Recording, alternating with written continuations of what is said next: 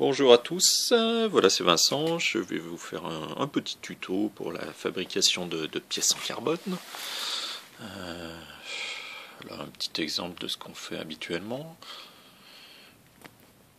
Alors, aujourd'hui, on va essayer de refaire une pièce un peu qui a cette forme. Je ne vais pas la copier, je vais en fabriquer une.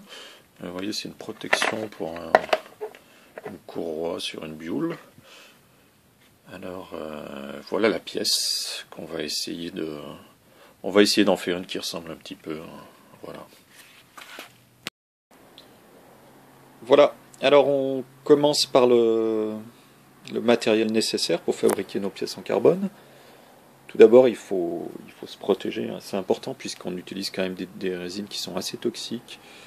Et c'est indispensable de porter des gants. Vous verrez quand on fera la stratification, quand on manipulera l'époxy ou le polyester plutôt, là maintenant. Et il faut aussi avoir un masque. Alors le masque, pendant qu'on fait la stratif, je ne sais pas si ça nous protège vraiment des inhalations de polyester, mais bon, il sera beaucoup plus utile quand on fera la découpe, pour éviter d'inhaler des particules de carbone à la scie et au papier de verre. Et puis pour la même raison, des lunettes de protection, voilà, ça va de soi. Allez, on continue. Alors, pour faire le moule de la pièce, il nous faudra du carton et un ciseau pour faire le patron du moule, hein, et de l'aluminium qui servira à faire le moule qu'on va couper avec une cisaille. Que voilà. Alors moi j'achète l'aluminium chez Casto. Je vous donne la ruse tout de suite, c'est le numéro 127. Hein, c'est une feuille d'aluminium.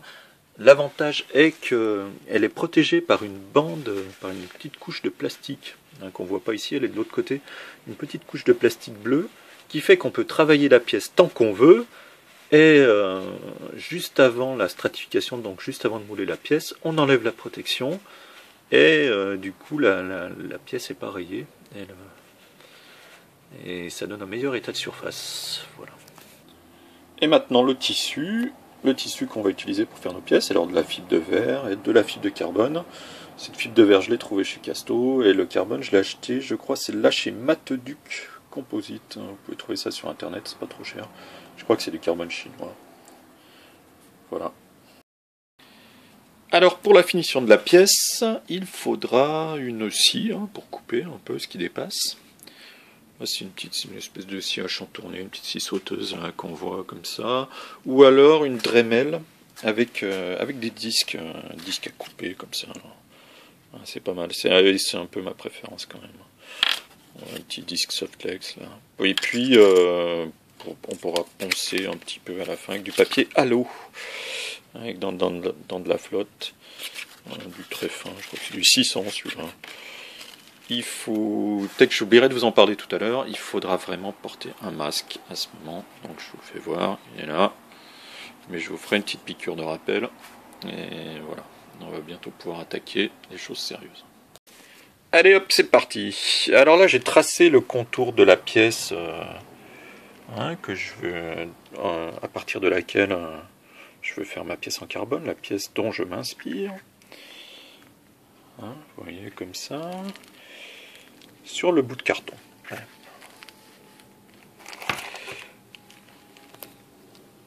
On va découper ce contour, on va découper pour avoir ce qu'on appelle l'outline de la pièce, le contour. Et voilà, c'est magique, une fois découpé. Merveilleux. Donc maintenant on va appliquer ce patron, hein, sur la feuille d'aluminium. Alors, réfléchissons un petit peu. Imaginons que c'est la pièce finie, d'accord? Voilà. Hein. Elle ne sera pas comme ça, mais ça va être, on va s'en inspirer. Imaginons que, en fait, le moule de cette pièce, ce soit ma main. Voilà. Le moule, c'est ma main. Hop, on démoule. D'accord? Comme ça, tac, on démoule. Pour que la pièce finie soit belle, et qu'on n'ait pas à la poncer pendant des heures pour qu'elle soit jolie, il faut que le moule, ici l'intérieur de ma main, ait le meilleur état de surface possible Donc, lors de sa fabrication, lors de la fabrication du moule, ce sera le côté qu'on doit bichonner, qu'on doit protéger. Le côté bleu, protégé donc par la couche bleue de plastique, donc le côté bleu de la tôle d'aluminium. Donc je fais un petit peu, je mets le patron,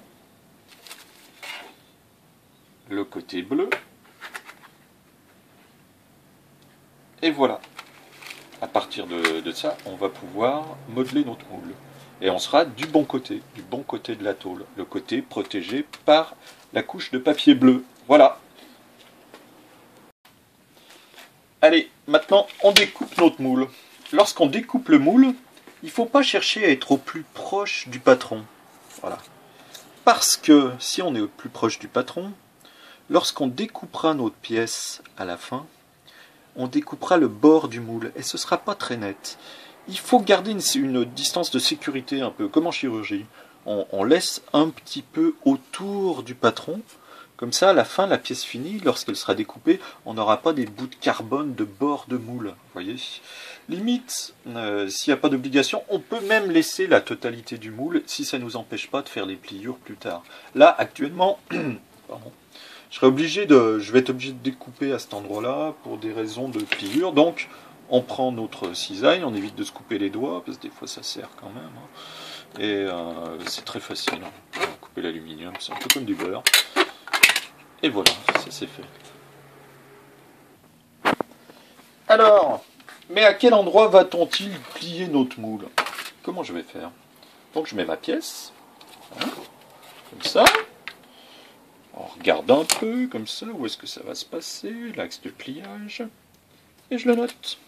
Allez, avec un petit stylo, avec ce que vous voulez. Hein, on note les deux axes. Et maintenant, pour plier mon moule, j'utilise une planche de bois un peu arrondie, vous voyez, pour qu'il n'y ait pas d'angle vif. J'insiste vraiment sur le fait qu'il ne faut pas y avoir d'angle vif sur vos moules.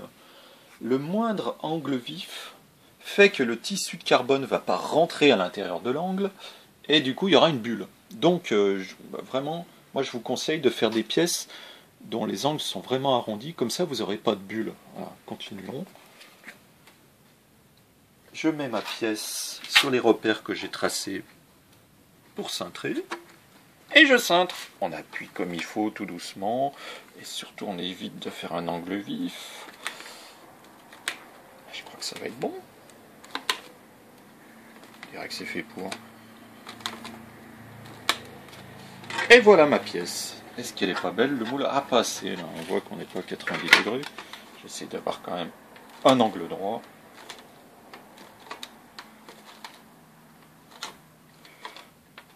Voilà. Et voilà comment sont fabriquées les fusées à la NASA. Avec un bout de carton. Allez, on va pouvoir passer à l'étape suivante. Alors le tissu, vaste problème. Je vous conseille de mettre au moins 8 couches hein, pour que ce soit un peu costaud. Pour pas que la pièce se casse dès qu'un chien pisse sur votre moto. On peut mettre que du carbone, mais ça revient quand même un peu cher. Moi ce que je vous conseille c'est de mettre 2 couches de carbone pour que ce soit joli. Et puis 5-6 couches de verre, hein, ça revient moins cher. Donc on va découper le tissu avec le patron, comme d'habitude. Il faut des bons ciseaux, hein, c'est pas facile, surtout pour le carbone. Bon, je commence par le verre. Alors continuons, on découpe, comme tout à l'heure pour le moule. On garde la petite distance de sécurité qui fait que la pièce sera légèrement plus grande.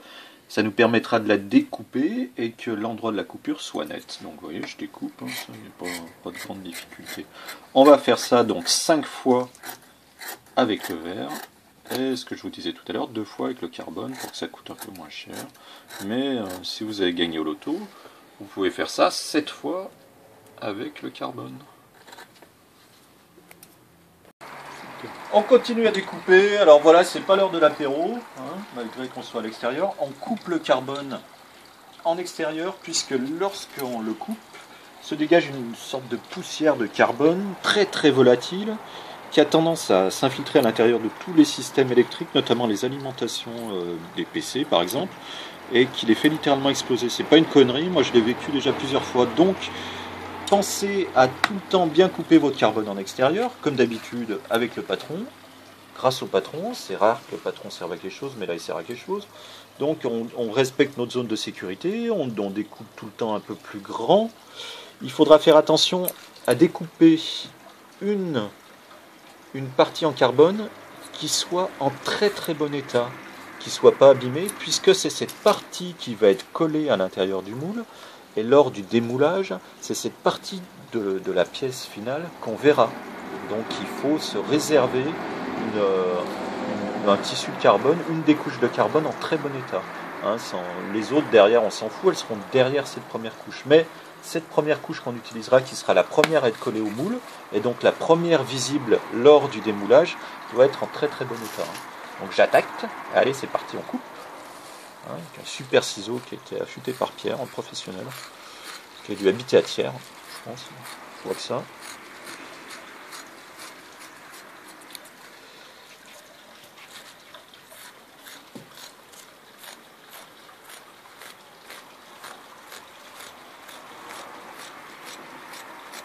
C'est beau, on en mangerait. On voit un peu cette poussière de carbone, tiens. Ouais. Nous revoilà dans l'atelier. Alors, j'insiste sur le fait qu'il va falloir donc une belle couche de carbone qui va être visible, d'accord? Et donc on va réserver, comme en cuisine, les futurs ingrédients. On va mettre de côté donc les différentes couches de tissu. On parle de cette première couche de carbone qui sera à l'intérieur du moule. Ça va être beau comme ça. Ouh là là, que c'est beau. Et donc on va les mettre de côté dans un certain ordre. Ça va être l'ordre avec lequel on les placera dans le moule. Donc tout d'abord nos 2 couches de carbone, et ensuite les 5-6 couches de verre. Voilà. On va continuer. On va donc continuer par la stratification. A tout de suite. Alors voilà, j'ai mis mon masque. Aussi, si vous pouviez mettre des lunettes de protection quand même, parce que je pense que se prendre de l'époxy ou du polyester dans les yeux, c'est peut-être pas terrible. Et on voit ici que j'ai à ma dispo plein de jolis gants en latex. Hein. Surtout pas de gants en vinyle, parce que ça colle. Aussi, il faudrait qu'on prévoyez bien de protéger vos plans de travail avec un sac poubelle de 100 litres. Et moi, je rajoute aussi un sac poubelle en dessous du plan de travail pour mettre tous les déchets. Je le colle sous le plan de travail, comme ceci, à cet endroit-là. Et là, je vais pouvoir travailler tranquillement. Moment très émouvant, on va enlever le plastique de protection de notre moule en aluminium.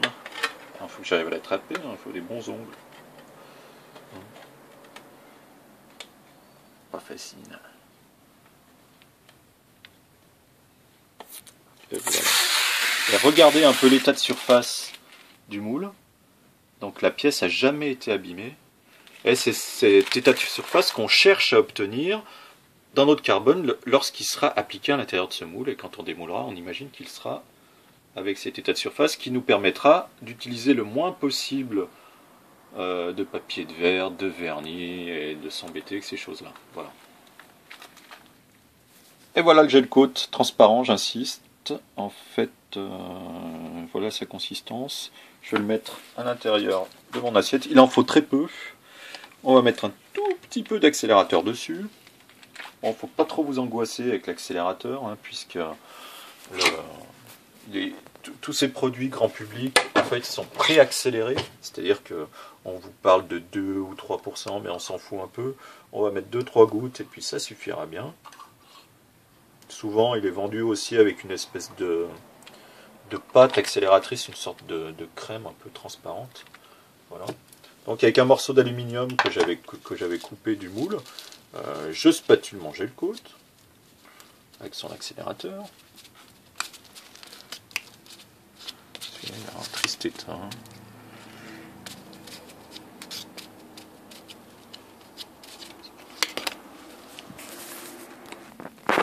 Pour étendre le gel coat à l'intérieur du moule, je vais fabriquer une spatule. Il faut que cette spatule soit le plus lisse possible sur le bord et que sur son côté, là où je vais spatuler, et que sur les bords, elle ne soit pas trop vive. Autrement, je vais rayer mon moule. Donc, avec la cisaille, je coupe les angles de ma spatule. Voilà. Et, bougez pas, je vais lui mettre un petit coup de papier de verre sur le bord. Papier à l'eau qu'on avait vu tout à l'heure. Histoire de bien arrondir pour pas rayer mon moule lorsque je vais étendre le gel coat sur le moule dont l'état de surface est crucial pour le rendu de la pièce définitive. A tout de suite. C'est parti, c'est parti. On met donc une très très fine couche de gel coat dans le moule. Voilà, comme ça. Que je vais spatuler avec ma spatule, que je vais étendre avec ma spatule magique.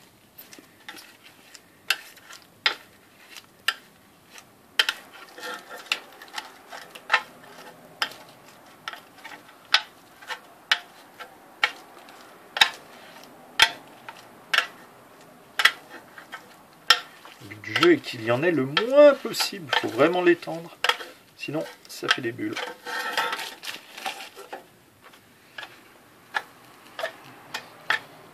Aussi, si on laisse trop de gel coat, on a un état de surface un peu laiteux, enfin à la fin une couleur un peu laiteuse de la pièce, puisque la résine polyester, à l'inverse de la résine époxy, n'est pas vraiment transparente. Si on veut une pièce vraiment transparente et belle, on fait à l'époxy. Maintenant, c'est très dangereux. Donc autant servir du polyester et en mettre le moins possible, ce que je suis en train de faire. Donc vous voyez, je l'étends. Bon, ça a l'air pas mal, il y en a à peu près partout, on évite qu'il y ait des bulles.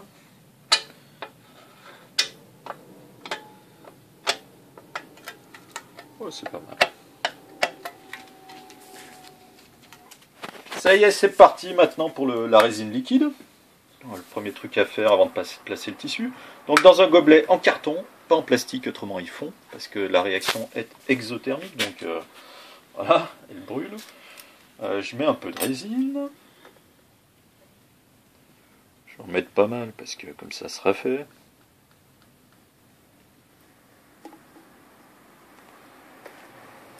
On rebouche bien le pot.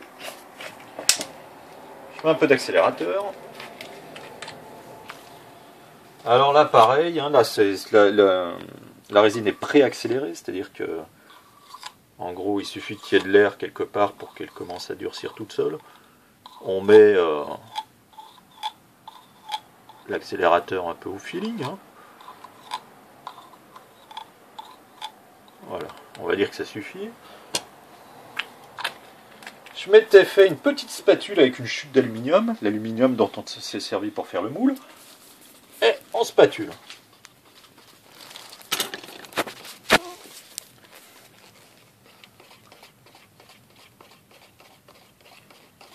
Voilà, je pense que c'est assez spatulé comme ça.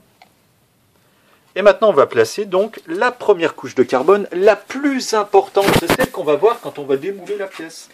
Donc, on se méfie qu'il n'y ait pas une chute d'un bout de tissu qui tombe comme ça au travers du moule. On va la placer au mieux. On ne met pas de résine, on la place sèche, directement sur le gel coat.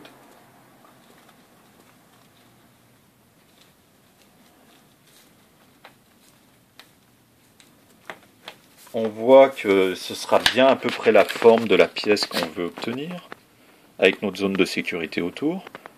Cette pièce, on ne s'en sert pas pour bourrer le carbone à l'intérieur du moule. Ce serait un peu abîmer la pièce d'origine. On la met de côté, peut-être qu'on la vendra sur eBay ou qu'on l'échangera contre un sandwich au gruyère avec des cornichons. Alors je pousse bien mon tissu sur le gel coat.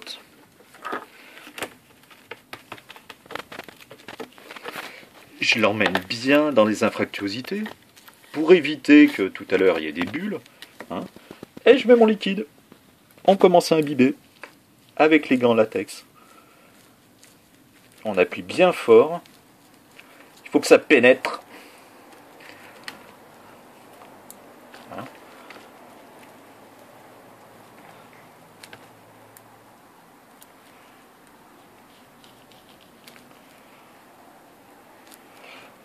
De l'intérieur vers l'extérieur, comme ça chasse les bulles. En fait, l'ennemi dans tout ça, ce sont les bulles. Hein. Pas les bioules. Les bioules, c'est l'ennemi de celui qui veut une moto fiable. Voilà, ça, tac.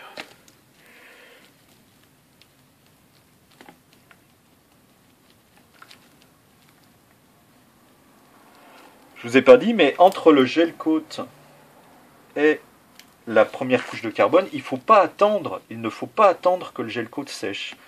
Tout ça, ça doit être fait en une seule fois. Hein. Vous avez le temps, hein, la prise dure bien 2-3 heures. Hein, vous avez le temps de faire les choses tranquillou. Voilà, j'appuie bien pour que la résine passe à travers la première couche. On pousse de l'intérieur vers l'extérieur pour chasser les bulles. Et on va faire comme ça pour la couche de carbone suivante et pour les 5-6 couches de verre. Et voilà. Je vous retrouve tout à l'heure quand j'ai fini. Limite, si attendez un petit peu, si jamais vous avez des chutes, vous pourrez les mettre à l'intérieur. Ça ne se verra pas puisque ce sera à l'intérieur de la pièce. Les chutes de carbone, on s'en servira, on les mettra pour renforcer la pièce. Surtout ne pas les mettre au début parce qu'autrement, quand vous aurez démoulé, vous verrez un morceau de chute de carbone. Vous ne verrez pas le joli tissu. Voilà. Bon, ça y est, je mets la deuxième couche de carbone. Petite question, pourquoi mettons 2 couches de carbone? Parce qu'autrement, si on met qu'une couche de carbone et plein de couches de verre, le risque c'est de voir à travers la pièce, quoi. Hein. Ça fait un peu désordre.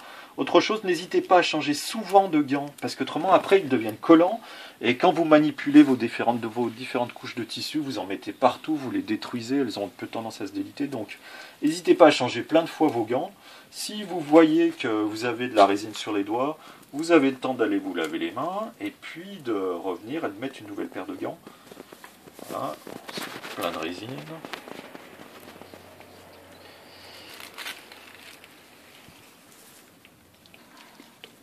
Et voilà la première couche de verre, je la mets à l'intérieur. Hein.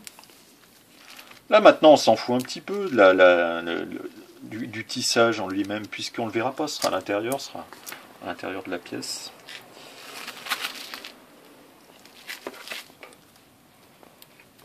Et on l'imbibe bien de tissu, hein, c'est important.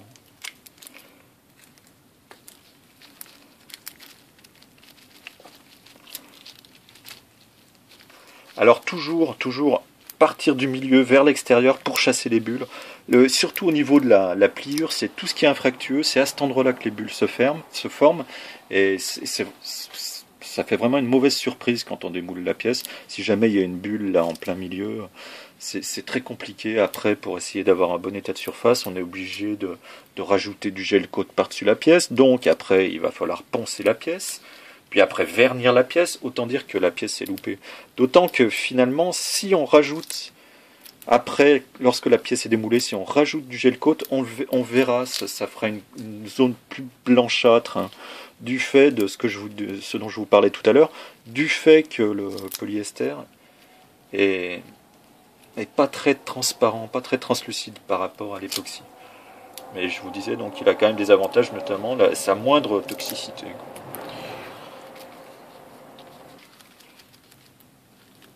Alors certaines personnes utilisent du tissu d'arrachage, alors c'est très professionnel. Le tissu d'arrachage, moi j'y tiens pas trop, hein, puisqu'on n'est pas non plus, hein, on veut pas envoyer une station spatiale en orbite. Le tissu d'arrachage permet en fait de s'imbiber, c'est une dernière couche qu'on met, qui permet de s'imbiber de résine, qui s'imbibe de résine, et qui, lorsque la pièce est durcie, est arrachée. Et en fait, du coup, on arrache le maximum de résine et on laisse juste du tissu avec le moins possible de résine. C'est très joli quand on arrache le tissu d'arrachage. Il faut le faire de nuit, puis ça fait des petits éclairs, des étincelles. Voilà. C'est, à mon avis, c'est le seul intérêt. Hein. Mais mieux vaut aller à la fête du lac à Annecy pour voir des beaux éclairs.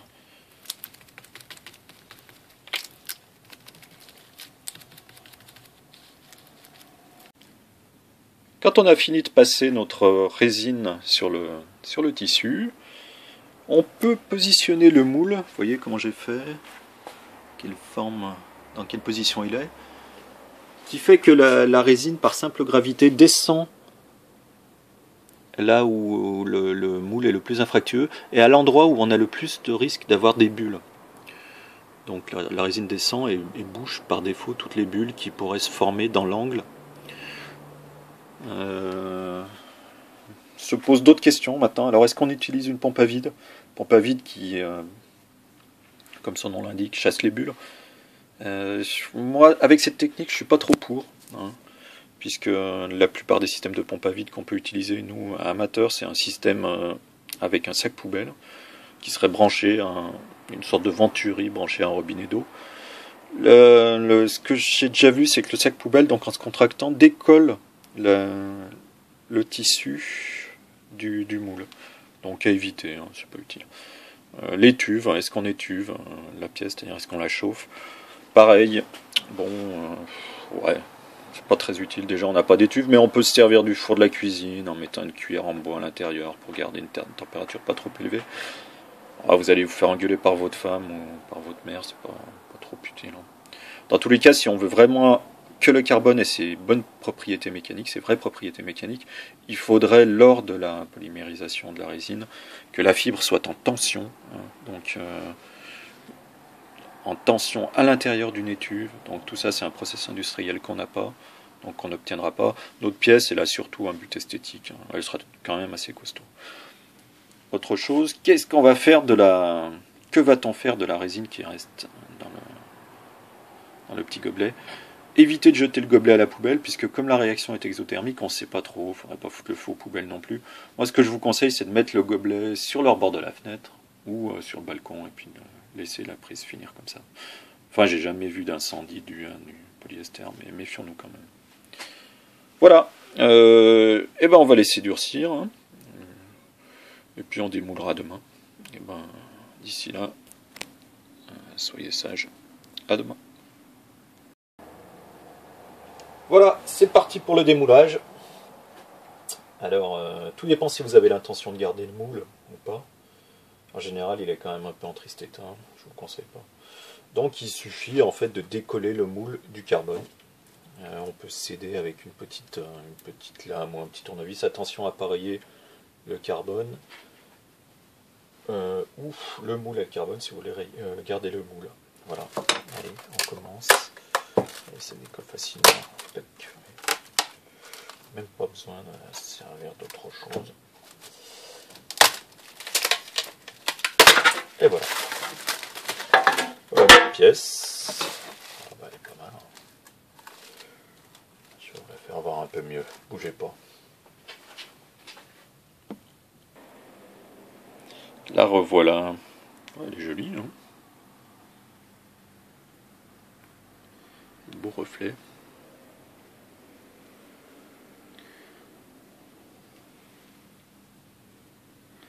Bien.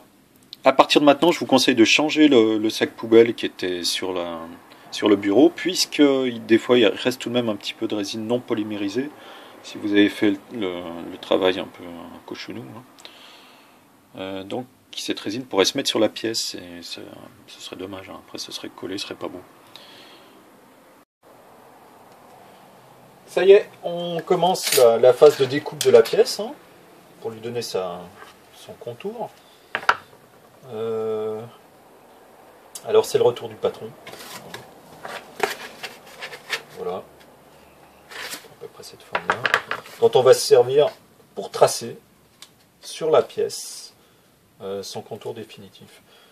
Moi je fais attention, je trace juste 2-3 petits repères. Et à l'aide d'un outil un peu pointu. Ces repères, je les relie après avec une règle. Pour que ce soit bien net. Allez, maintenant c'est la découpe. Alors, je le fais à la Dremel, là. C'est une belle Dremel, un cadeau de mon pote Cyril, que je remercie. Très très important, mettez votre masque, comme ça. Voyez, en plus, on est beau.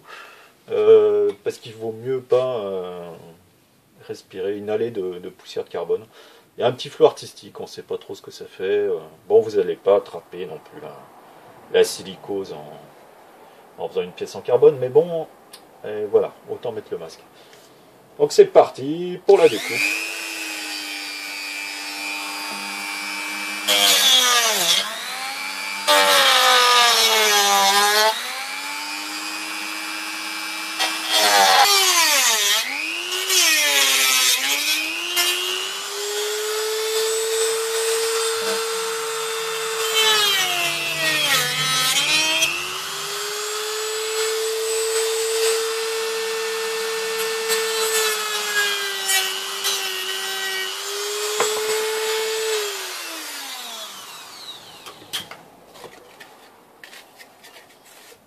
Et voilà, la pièce brute de découpe.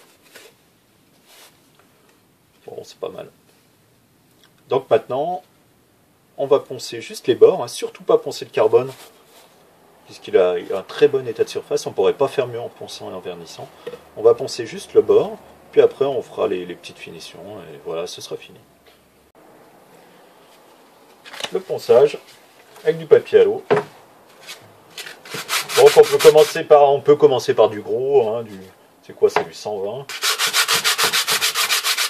Que le bord, hein, très très important, jamais mettre de coups de papier de verre là où on a cette jolie finition due à notre moule qui avait un très bon état de surface, hein. On va pas s'embêter, hein. Et donc on commence avec du 120, hein, puis on finira avec du très très fin, là c'est du 600. Voilà. C'est de l'huile de coude. Voilà la pièce finie, après 2-3 petites finitions, hein, le perçage pour accrocher à la moto.